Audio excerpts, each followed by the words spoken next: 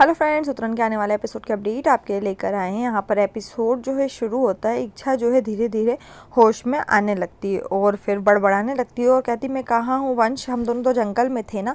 फिर तपस्या इच्छा से कहती है कि अभी हम होटल में हैं, जिस पर इच्छा धीरे से अपनी आंखें खोलती है और वीर और वंश दोनों को वहीं खड़ा हुआ देखती है और टेंशन में रहती है। और फिर इच्छा जो है जंगल में जो कुछ हुआ उसे याद करने की कोशिश करती है, लेकिन वो अनुमान नहीं लगा पाती कि वो कैसे बेहोश हो गई। फिर तपस्या उसे ये कहकर अपना दिमाग हटाने की कोशिश करती है कि वो और वीर यहाँ आए क्योंकि वंश तुम्हारी हालत को देखकर काफ़ी घबराया हुआ था, जिस पर इच्छा भ्रमित होती है और अपना जवाब पाने के लिए वंश को देखती है। लास्ट में वंश जो है इच्छा के पास आता है। जब इच्छा उससे बोलती है कि क्या हुआ, जिस पर वंश उससे बोलता है कि कुछ भी नहीं हुआ और उसे आराम करने की ज़रूरत है। इच्छा फिर भी परेशान दिखती, वीर और तपस्या को वहाँ खड़ा देखती, इसलिए वो वंश से सच बताने के लिए कहती रहती है क्योंकि उसे लगता है कि कल रात निश्चित रूप से कुछ ना कुछ हुआ था।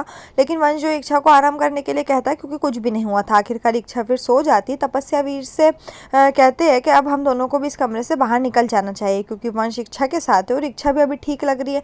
लेकिन जाने से पहले वीर जो है वंश से कहता है कि मुझे उम्मीद है कि अब तुम कल रात जो भी हुआ उस सारी घटना के बारे में सच्चाई जो इच्छा को बताओगे। वीर फिर वहाँ से चला जाता है। वंश जो है गुस्से में वीर को देखता है। फिर दूसरी तरफ दिखाते हैं कि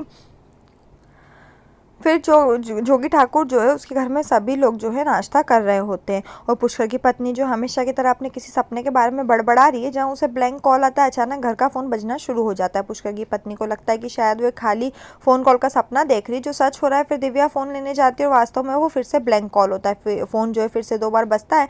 पहले नानी फ़ोन लेने जाती है और लास्ट में जोगी फ़ोन लेने जाता है, लेकिन दोनों बार ये ब्लैंक कॉल करते हैं और कोई भी नहीं बोलता। वो लोग परेशान होते हैं कि पता नहीं किसका फ़ोन है। फिर इधर दिखाते होटल के कमरे में तपस्या वीर से कहती कि हमारे बारे में सही थे कि हम हनीमून पर नहीं आ रहे क्योंकि इससे बहुत परेशानी हुई। इसलिए तपस्या ने वीर को ये बताने की कोशिश की कि वो बहुत सारे आघात से गुजरी है ताकि वीर उसके लिए कुछ ना कुछ फीलिंग करना शुरू कर दे।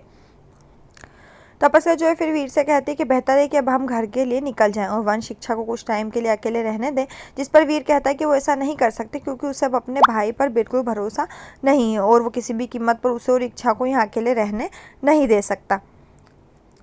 इधर फिर इच्छा को अपने रूम में रोते हुए और वंश से अविश्वास से पूछते हुए दिखाया गया कि तुमने मुझे नींद की गोलियां दी, लेकिन क्यों। वंश को खिड़की के पास खड़ा है और दिखाया जाता है और इच्छा को घृणा भरी दृष्टि दे रहा है। फिर वो चिल्लाता है और इच्छा को बोलता है कि हाँ, मैंने तुम्हें नींद की गोलियां दी क्योंकि मैं वीर के साथ तुम्हारे रिश्ते की असली सच्चाई का पता लगाना चाहता था और वीर की वफादारी की परीक्षा लेना चाहता था। बिस्तर के पास वंश जो है वहाँ जाता है और 3 बार हिलाता है और उससे बोलता है कि तुम मेरे प्यार और विश्वास का परीक्षण करना चाहते थे तो मुझे बताओ वंश, तुम्हें अब सच मिल गया, मुझे बताओ। इच्छा है वंश के सामने दिल खोलकर रोती और कहती रहती तुमने मुझ पर शक किया, तुम हमेशा मुझ पर शक करते रहे, क्या ये तुम्हारे प्यार का सच है जिसके बारे में तुम बात कर रहे थे। ये सुनकर वंश हमेशा की तरह उसे नफरत भरा रूप देता है और उससे कहता है कि ये कोई शक नहीं है लेकिन सच है।